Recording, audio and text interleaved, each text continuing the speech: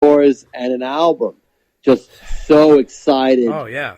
That Dave was back in the band, back in the mix. Yep. Too bad they couldn't do it earlier, like we said, around in 2000. Yeah. That was almost one of my top 25 worst moves that they couldn't figure it out. Right. And yeah, I'm sad Mikey wasn't part of it, but totally. You know, you get what you get and you don't get upset. That's and I'm right. glad I got my Dave back. That's right. And you know what? If you're looking back at the situation, we did get 3 tours. We did get a live album. We did get a reunited album. So they got in the Rock and Roll Hall of Fame.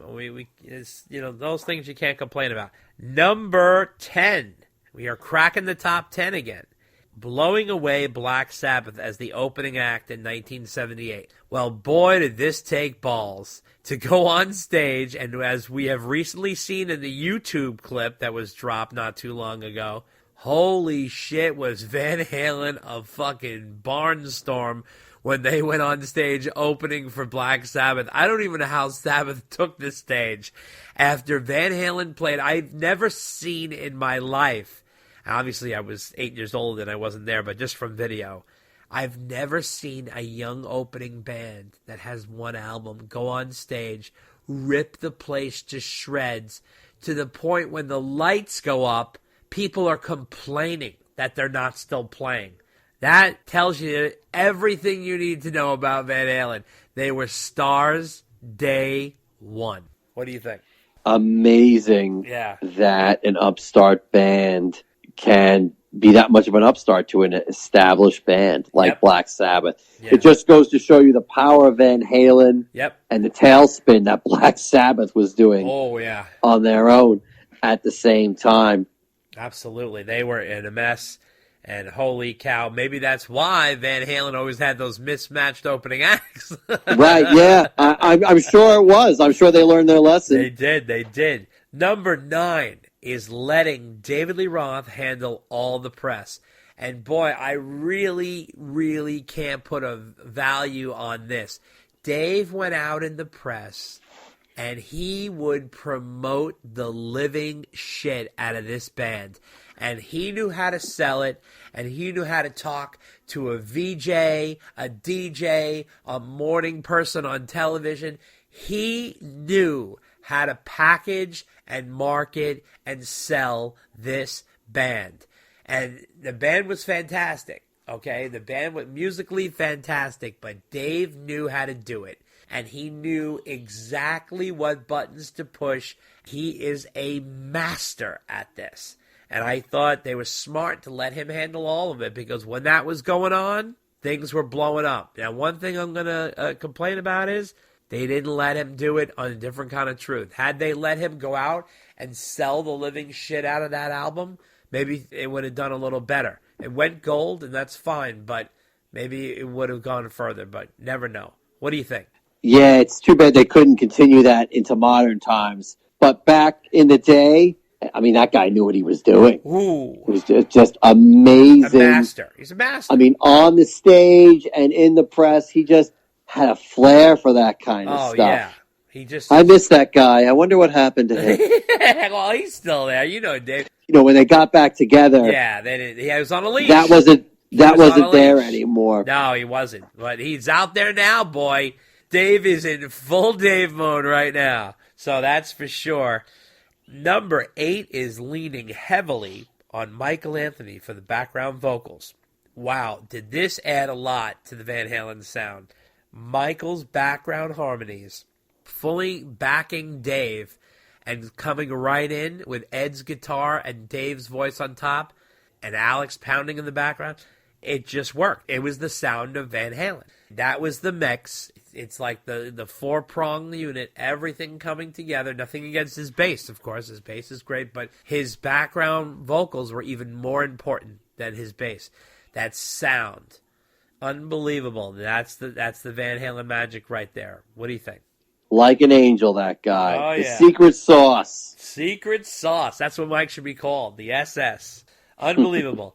Number 7, spending 5 to 6 years honing their skills and chemistry in clubs and backyard parties. I cannot, for the life of me, explain how important this was to this band. This band had already rocked Pasadena. They were the party band. They had played so many different covers and wrote their own songs and everything. They played every style of music, 4 sets a night. They put in their time. They put in their blood, sweat, and tears. So when they were ready for stardom, they were right there. That's why they took off like shots from the minute Van Halen 1 hit the stores. They were rock stars right out the gate. And I think a lot of it had to do with those early years. Read Greg Renoff's book, Van Halen Rising. That story that Greg so beautifully put together is the entire foundation of the band. And it's all before Van Halen 1. And that is the beauty of that. All those parties, all those wet t-shirt contests, and all the different crazy shit that those guys did, they lived it. They lived it. That's because when they had stardom, they knew how to handle it, and they did it the right way. What do you think? Those guys worked their butts off to get where they eventually got to be. This was not some flash-in-the-pan band that just popped out of nowhere. These guys paid their dues, and how. And by the time they had their first album, were opening for Journey, and then eventually for Black Sabbath, they were ready. Oh, yeah. Big time. Big time. Number 6, and it is embracing MTV early and putting in effort into the videos. This was huge, and this was very much Dave's vision, okay? Really seeing the value of MTV and the videos, putting production into the Pretty Woman video, and then, of course, all the 1984 videos. Oh, my God. I can't tell you the marketing tools that these things were. And it's the reason a lot of 1984 sales, those videos were constantly requested and back and forth, played all the time. Let's look at a Jump, a strict-up performance video. Panama, an onstage live on the road with Van Halen on tour, showing them on stage, behind the scenes, all kinds of goofy little situations. Real nice mixed bag of that. That was fantastic. Then you get Hot for Teacher, a concept video. Oh my God, with the mini Van Halen and all the little versions of themselves in school and the teachers coming out like they're in Miss America beauty contest. Oh, it was just fantastic. And let's be honest, even today, when people think of some of the greatest videos of all time, they'll talk about Michael Jackson, and in the same breath, they'll talk about the Van Halen videos, because those were the ones that really stood out. They defined MTV, along with other groups like Michael Jackson and Prince and stuff like that. But those guys were the pinnacle of it. What do you think? They were right in the heart of the beast at the time. Yep. They embraced it. They ran with it. Too bad they didn't keep it going on. Yeah. But for like a brief moment there, I mean, especially Hot for Teacher being one of those classic videos of all time, they were on top of their game. I mean, they did Old Pretty Woman, and that was maybe a little too ahead of their time, or ahead of their time, or maybe behind the time, because there's no way they would be able to get away with something like that today. Oh, no way. No way. No way. But I mean, once they saw what they had to do, it was certainly a big improvement over Loss of Control. That's for sure. Number 5, every album had big rock anthems. Oh, just staples. Running with the Devil, Ain't Talking About Love, Dance the Night Away, Everybody Wants Some, Unchained, Panama. They just kept rolling. And they always had a big rock song to come out with. And to this day, it's 2020. And Dave is still touring at 65 years old, banging out those rock anthems one after another. And the crowd is singing and chanting along with him. The reason why those are so valuable is because they stick. They stick in people's brains and hearts and minds, and they love them. And Van Halen had a ton of them, and that was the beautiful structure. And I really think that maybe the Sam era would have had a little more legs, because Sammy's got the talent. Sure. Look at his solo albums. He's got some great stuff. Had he done more Pound Cakes, you know what I'm saying? A song like that. People love Pound Cake. That's a great tune. It's a slammin' rock. Had they had more of those big rock anthems, you know what I'm saying? That would have been, I think, more key for the Sammy era. But Dave had a million of those, and it was one after another. And, you know, he could pull them out. He pulls them out like magic tricks now, you know, and he just pulls one out one after another, and the crowd eats it up. What do you think? That's why Ain't Talk About Love is just one of those songs that they'll do each and every time, and you get the crowd raising their fist. Hey, hey, hey. Yep. That's the truth. And, of course, I'm biased towards Unchained for obvious reasons. Of course.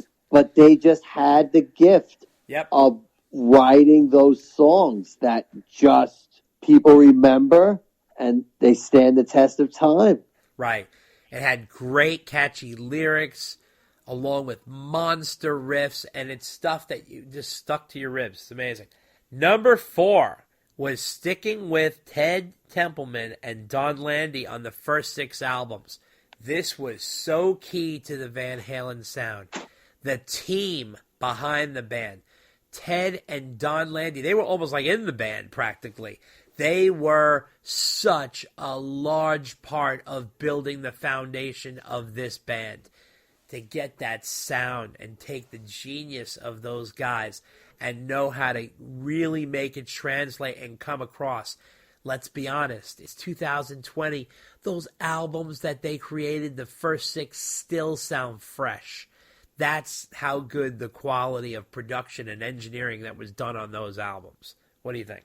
Those guys definitely had the magic with the band. Yep. And certainly created a consistency for the first 6 albums in terms of sound. Absolutely. Number 3, building 5150 Studios. Obviously, Eddie Van Halen, the bird built his own nest. So he really needed that. And it was in order to expand his future as a creator, as a musician. Eddie needed his home. And he found it in 5150. And he's still there today. He's probably there right now. While Dave and I are doing this podcast, he's probably in 5150 recording something. God knows what he's recording, but he's got tons of stuff up there. He's always recording. He's always practicing. That has become the Van Halen ground zero. So 5150 was definitely building that studio was a key moment in the band's history. What do you think? It was, but you know what, to be honest, I have mixed feelings for it because he definitely got his own studio so he could do what he wanted for 1984. Right. And afterwards, and get the sound he wanted and play and practice whenever he wanted. But at the same time, I couldn't help but think, was this the beginning of the end for the band? Yeah. Because it obviously created this dynamic of putting bandmates against bandmates and producers against the engineer. Right, yeah. And I have mixed feelings about it because, I mean, even things like going into the vault. Like, Eddie's just got his stuff locked up there. So you wonder, like, why doesn't the record company release any of this stuff? I think from, like, 1984 onwards, Ed just kept all of it. Yeah. Because, it wasn't in some regular studio where the record company could take ownership of it. Right. So I'm happy from Ed for doing this as a creative move. I definitely think it was a great creative move for the band, but I also think in other ways it kind of was like the beginning of the end for the band in some ways. Dave making it a dark turn there. Wow. But I know. Well, the more I thought about that, I'm like, it's like a good news, bad news. Yeah, I guess so. Kind of thing. I mean, great for Ed. Right. I mean, he's got some place to practice and noodle every day. And, I mean, tell you first, he's a musician. He's not a rock star. Right. So I think it's great for him. But I can't help but think, I mean, why did he build it? It was part of a power play. Right. With Dave and with Ted Templeman, because he wanted to do his own thing. And he knew when he had the studio on his own property, he could do his own thing. Yeah, he's a smart man. That leads right into our next number 2. Okay, pulling off the switch of the singers in 1986. Let's be honest, folks. That was pretty huge. that they pulled that off. The band was at its height in 1984, and they switched the lead singer to Sammy Hagar, and seamless transition.